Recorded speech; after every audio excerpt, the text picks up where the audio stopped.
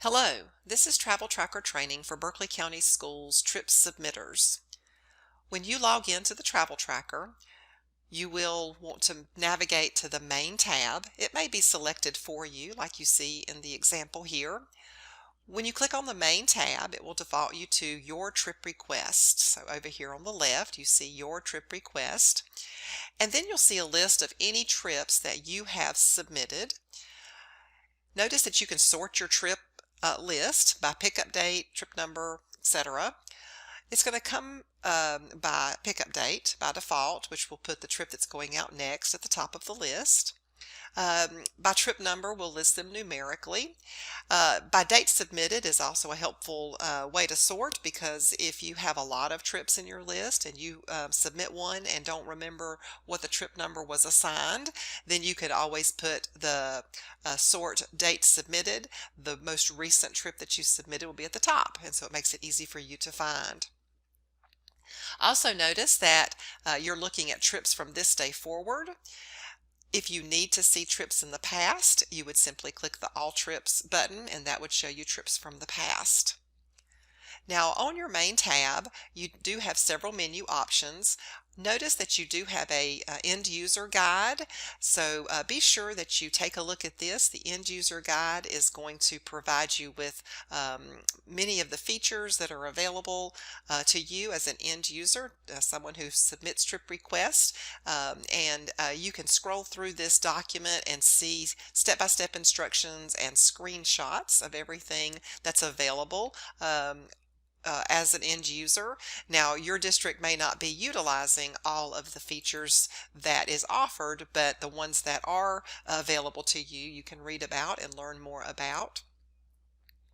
Now, in our view of our trips that we have here, we have just a summary view right in our list. Things that you can see in the summary are the date and time that you submitted this trip, the trip number, the approval status. If it is approved, you'll see that. If it's still pending approval, you'll see that as well as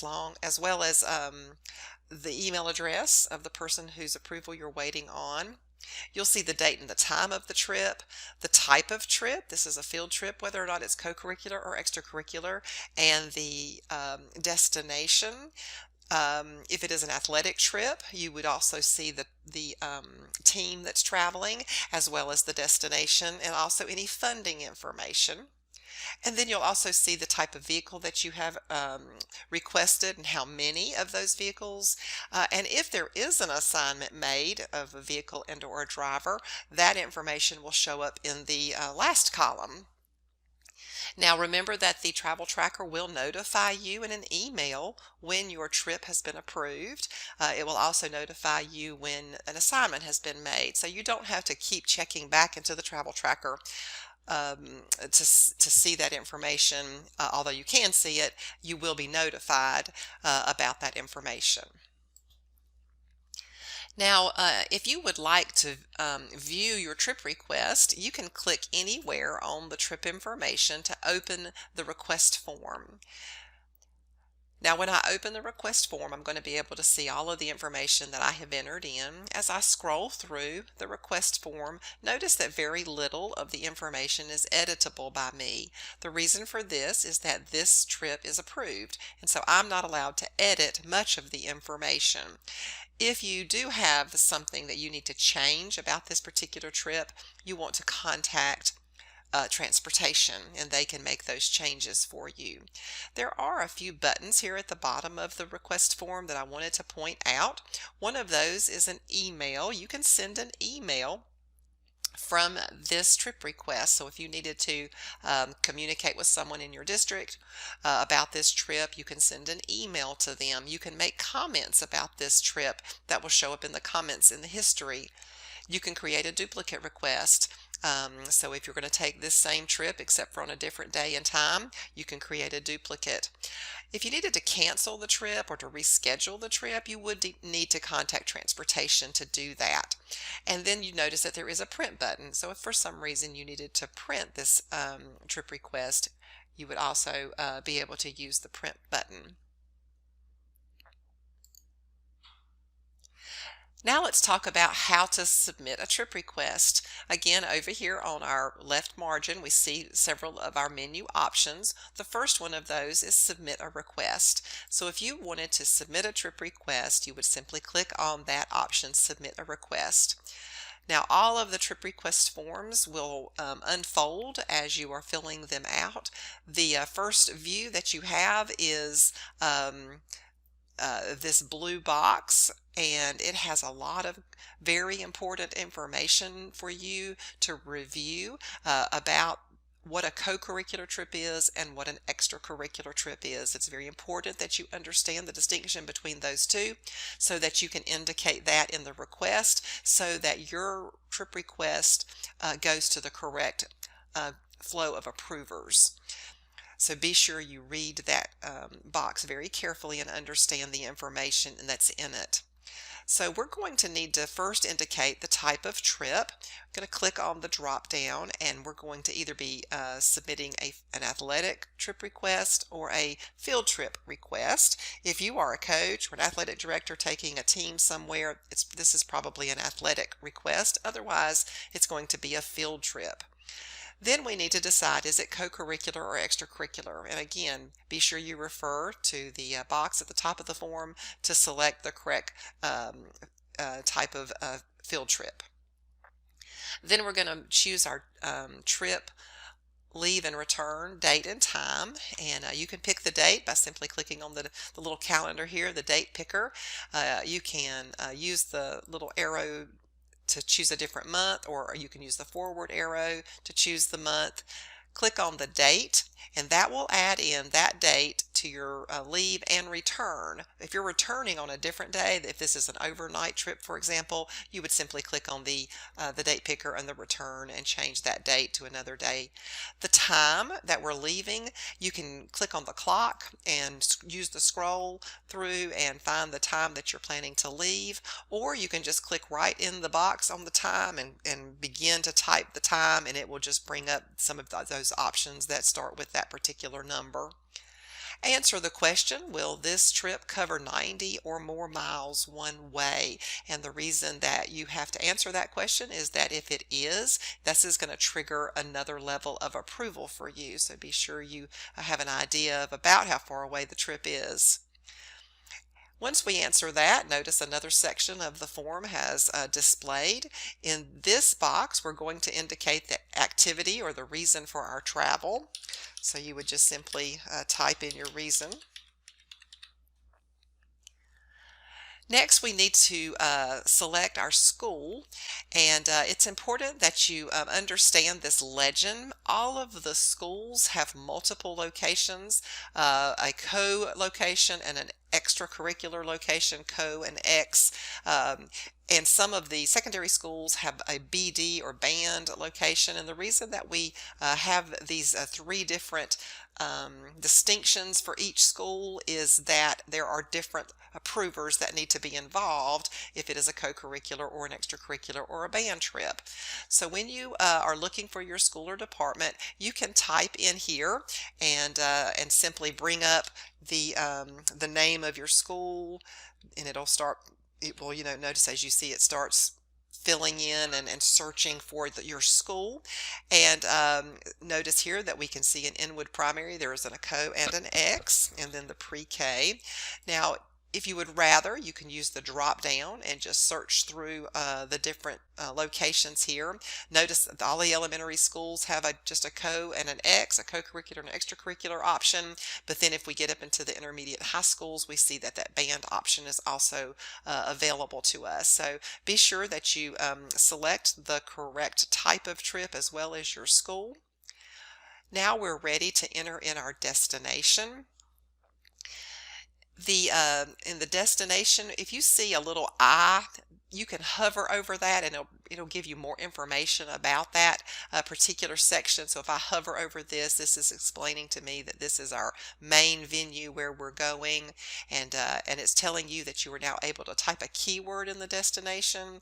So that would bring up any destinations with that keyword in it. So for example, if I am wanting to go to one of the museums, I can just type in museum, and it's going to bring up any of the common destinations for Berkeley County Schools that has the word museum in it. So I can type in that or select that particular destination from this list. Now, if you just wanted to just search the common destinations yourself, you can click on the arrow, the drop down arrow, and then just scroll through and find the destination where you were going on your field trip. If the destination is not listed, we do give you an option here that says other, and that will allow you to type in where you were going, because it's not listed in the common destination. And so you can come in and type in an address and the name of the destination. The name of the destination is required. So what is the name of the park or the museum, or what is the name of the venue, as well as the address. So there's three different ways then to indicate where you're going. So let's go ahead and choose this recreation facility as our destination. Then we're going to have to calculate and get directions by clicking on this button, and that's going to bring up the approximate round trip miles of the trip from your location. It also allows you to get outbound and return driving directions that are printable for the driver. So this can be really helpful. We print these out and have those available for the driver. Notice that you're also given some details as the time that it's going to take you to get there and the time it's going to take you to get back. Now keep in mind though that you're going to be in a bus, so these times may be a little bit short, so just remember you may need to add a few minutes on to each of those. The next section involves your funding source. You do need to pick a funding source, and you would do that by clicking on the down button and then selecting one of these funding sources that's available to your location. If some of these funding sources, if you select them, they are going to have an account code that will populate automatically. Some of them don't, and that's okay. If your account code does not populate automatically, then one of the funding approvers will add in the account code. So all you're required to do is pick the funding source. The next section is where you're going to enter in your contact information and an emergency contact information. If it's different, you type it in. If it's the same, then you can type in, or you can just click the box. And so an email address here as well. And then again, if it's the same information, you can type that in, or you can click on the check mark and type, and then it'll populate that. Indicate the grade level, group, club, or organization that is traveling. So perhaps this is the 4th grade. And then the educational objective.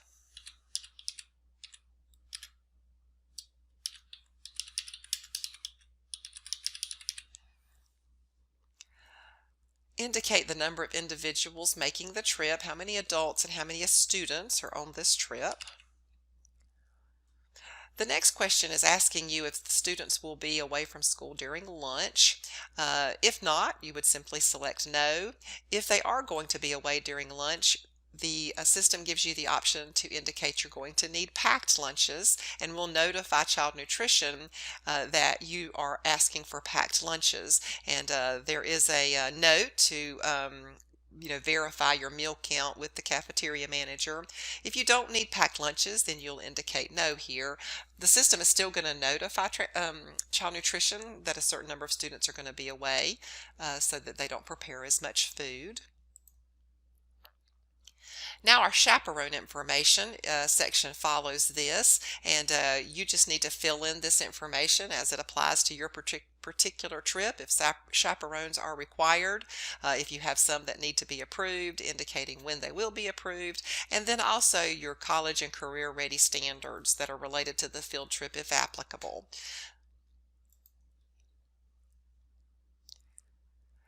If this trip is a walking trip only, or the trip requires the use of a rental car, the Hertz or Enterprise rental car, or a plane or public transportation, you have a an area to indicate that. So you would say yes to the external transportation question and then indicate which rental car company you're using or what you're planning to do that's outside of the regular district transportation. In this next section, you're going to be able to indicate the type of vehicles that you need. So if you're going to use a charter or a yellow bus for transportation, be sure that you click yes here. And if you do need to reserve a vehicle, you will have to complete this section. The vehicle pickup and return is for transportation use only. So you will just skip down to the type of vehicle needed to reserve, and when you click on this, it's going to give you the three options of an approved charter, a daycare transport, or a yellow bus. If you are using an approved charter, then the system is going to ask you to indicate which charter company you're using, and so you can click the drop down and indicate which charter company you have arranged. If you need help arranging a charter, if you need transportation's help, you can always select to be determined to let them know that, or if you are still just waiting on that. Now, obviously, your daycare transport, and then if you're using a yellow bus, then you've got a couple of other questions to answer to indicate to transportation. How many vehicles do you think you're going to need? And we do give you a little bit of a guideline here to determine that. You would simply divide the number of participants by 50 to figure out about the number of buses that you're going to need. Let transportation know if you need a special needs bus by clicking the yes if you need a special needs bus. If you have special needs students, you want to indicate that number. You will need to indicate even 0 if you have no special needs students. If you have special needs students that are in wheelchairs, you need to indicate how many wheelchair slots you're going to need, as well as information about if you're going to need safety vests. If you do need safety vests, you can indicate the sizes of the safety vests in this box. And then finally, provide information for transportation if this trip is a drop-off only or a pickup only trip, so they can know if it's going to be a one-legger. All right, and finally, we have our field trip acceptance of responsibility, and so you basically need to say yes in order to submit your trip request here. If you have forgotten to fill in a certain section, the system will not allow you to submit this particular trip. So if I click the save and close here and I have forgotten anything, it will stop me and flag me on what I have forgotten to do. So it indicates that I've read and accept the rules concerning travel, and then if I scroll up, I'll see that flag again. So I can be sure to click yes here, so that's if I've forgotten something. You can attach supporting documents if needed. You can, to do that, you would simply click on the Choose File button, and that's going to take you to your computer, to your machine, and then you would indicate which file needs to be attached. And then that's going to add that file in to your trip request that you can access later, or your approvers can access later. So that's a really nice feature to have. So I have given all of the information that I need to. Notice that there is a message here about modifications if you need to make corrections or changes. Again, we mentioned this earlier, but don't create a new request. Just contact transportation and they can make changes as needed. So once everything is completed, click the Save and Close button, and it's going to give you a note that that trip had been saved, and then you will have visibility of that particular trip on your list here. Now let's take a look at another tab that you have an option to, in addition to your main tab, is you have a calendar tab. If you click on the calendar tab, it's going to give you a view of the district-wide trip calendar, and you're going to have visibility of all the trips that have been submitted in your district. You can view this embedded training video using the trip calendar. It'll give you a lot of good information about using the trip calendar and some of the features. The calendar does have filters. You can obviously filter on the month. You can filter on your school and see just trips from your school, maybe just certain types of trips. And then also your co-curricular and extracurricular. All of the entries in the calendar, you can hover over those and it'll bring up a window with the trip information. If there is a vehicle or driver assigned, that information will also be included in that window. So all very helpful and easy to use. So be sure that you view that using the trip calendar training video as well. And then finally, if you ever need help in the travel tracker, if something doesn't seem to be working right, or if you just seem to have a question, be sure that you visit our support and training link in the upper right corner under the word logout. If you click on that, it's going to bring you to our support and training. If you need help or have questions and it's during regular business hours, there will be a little blue icon in the lower right corner. If you click on that, it's going to allow you to chat back and forth with one of the agents on our desk. They are very, very knowledgeable, very helpful with Travel Tracker, or you can give them your phone number and you guys can just talk back and forth. So don't hesitate to use that. If it's after hours, you can create a support ticket. We also have training videos, a library of training videos, either Vimeo or YouTube format. So be sure you click on that YouTube video link, and that will bring up a library of training videos. You can review the titles of the training videos and then click on the link to learn more about those particular topics. So don't hesitate to use that as well. So that is how you'll use your travel tracker there in Berkeley County. I hope that you enjoy the travel tracker and find it very efficient and streamlined for your field trip request. And we look forward to a long partnership with Berkeley County Schools. Thank you.